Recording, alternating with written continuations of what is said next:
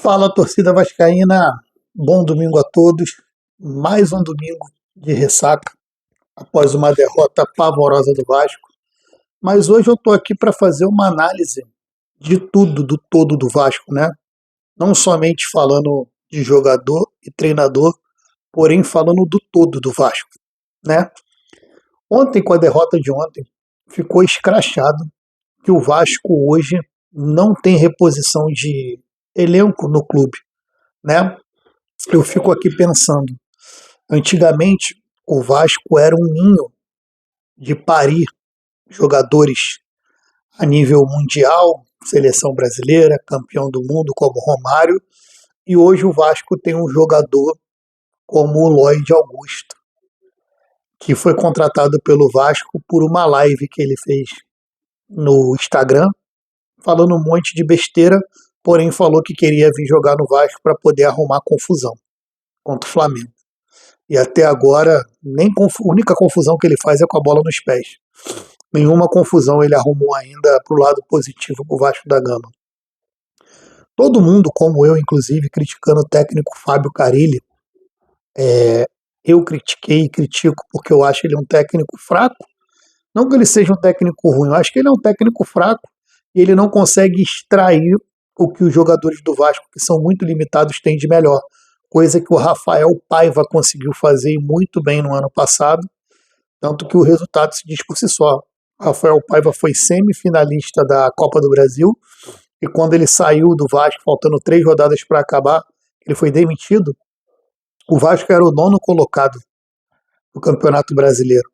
Então, de todos esses últimos anos todos do Vasco, acho que os últimos 10 anos ele foi o treinador que mais pontuou pelo Vasco e conseguiu pensar em coisas maiores, o torcedor pensar numa pré-Libertadores, chegar numa final de Copa do Brasil, e mesmo assim o cara saiu praticamente escorraçado do Vasco, né? O que eu quero dizer com isso? A diretoria do Pedrinho, os jogadores que ele contratou, Jean Davi, Maxime Domingues já foi embora. O cara não foi nem aproveitado no Campeonato Carioca, jogou 2 ou 3 jogos, quando o time titular de fato ainda estava fazendo a pré-temporada. O suíço veio do outro continente para poder jogar no Brasil e o cara teve pouquíssimas oportunidades. O Jean Davi, ele não está indo nem para. Ele está indo para relacionado às vezes em alguns jogos, mas às vezes nem como relacionado ele vai e o cara não joga. O Lloyd Augusto, que é outra contratação também da gestão Pedrinho, tá aí dentro de campo. Tá queimando o cara, botar ele para jogar, né? O zagueiro Maurício Lemos jogou 2 jogos como titular e ontem já foi poupado. O Vasco foi amassado pelo Corinthians. Foi vergonhoso o que aconteceu ontem em Itaquera. O futebol ele existe 3 resultados: vitória, derrota e empate.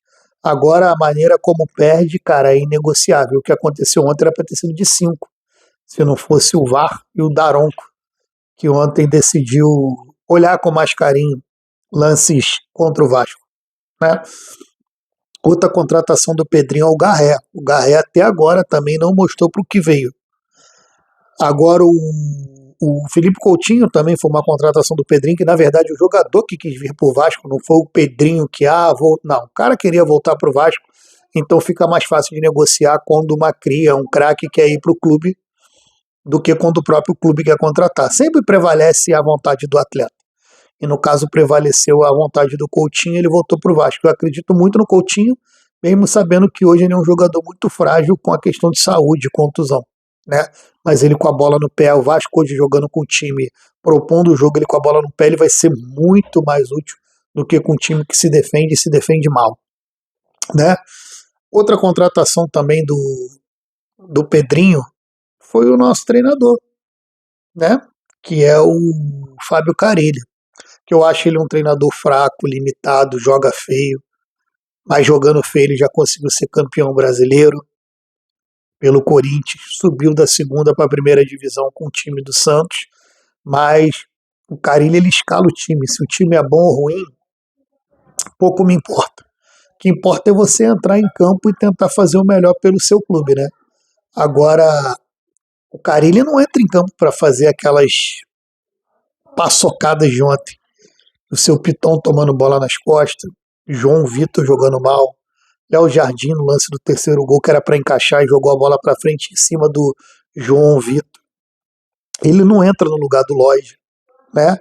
Eu acho sim que ele é um treinador fraco, não tem nível para o Vasco da Gama, mas se a gente mandar o Fábio Carille embora, a gente vai ter outra pessoa para jogar no lugar do João Vitor, vai ter outra pessoa para jogar no lugar do Piton, né? O que adianta mudar o treinador e as peças são as mesmas?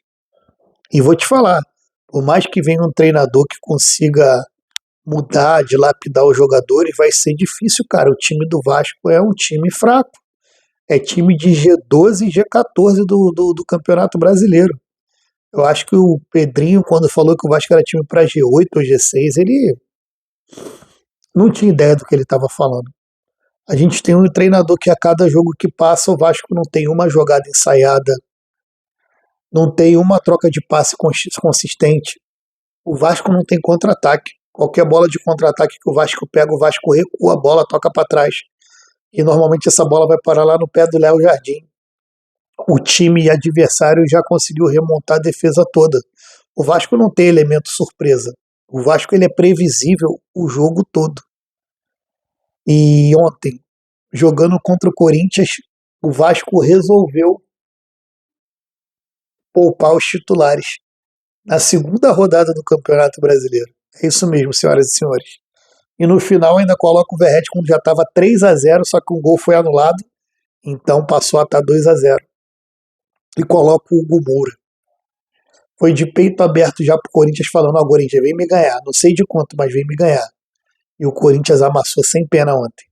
E ficou escrachado o quanto esse treinador é fraco e as peças de reposição também. Eu acredito que o Vasco hoje tem de 9 a 10 jogadores titulares. Mas o que a gente viu ontem em Itaquera não é Vasco da Gama, cara. É qualquer coisa, menos Vasco da Gama. Fica essa reflexão aí. Vai trocar o Carille, mas as peças são a mesma. Quem vier vai conseguir potencializar esses jogadores limitadíssimos que o Vasco tem hoje? Não sei. Porém, é como eu falo, o treinador sempre sai, é sempre o primeiro a arrebentar a corda. E os jogadores com contratos milionários, contratações milionárias que vieram para o Vasco, não pagam o pato. É isso, rapaziada. Gostou do vídeo aqui do Voz do Vascaíno? Já comenta, compartilha para geral.